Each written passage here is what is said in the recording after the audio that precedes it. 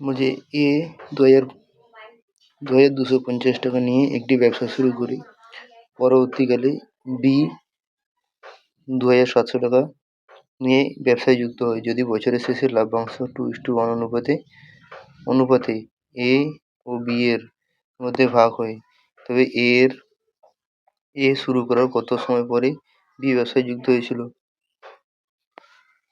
B কত সময় পরে ব্যবসায় যুক্ত হয়েছিল? তাহলে 2250 ইন্টু 12, যেহেতু বলছে 1 বছর, ভাজিত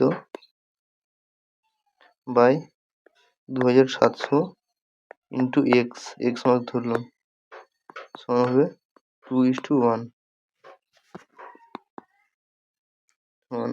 একটা শূন্য কেটে দিলাম, বা লিখব এক্স সমান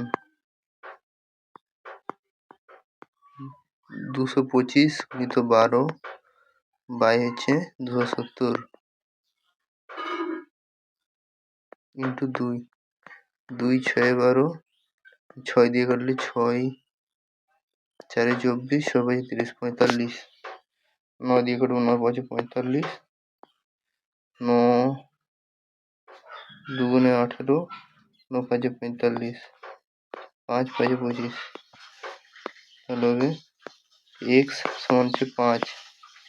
তাহলে তার টাকাটা 5 মাস কেটেছিল, তাহলে সে 12 থেকে 5 বাদ দিলে 7, সে 7 মাস পরে টাকাটা ইনভেস্ট করেছিল।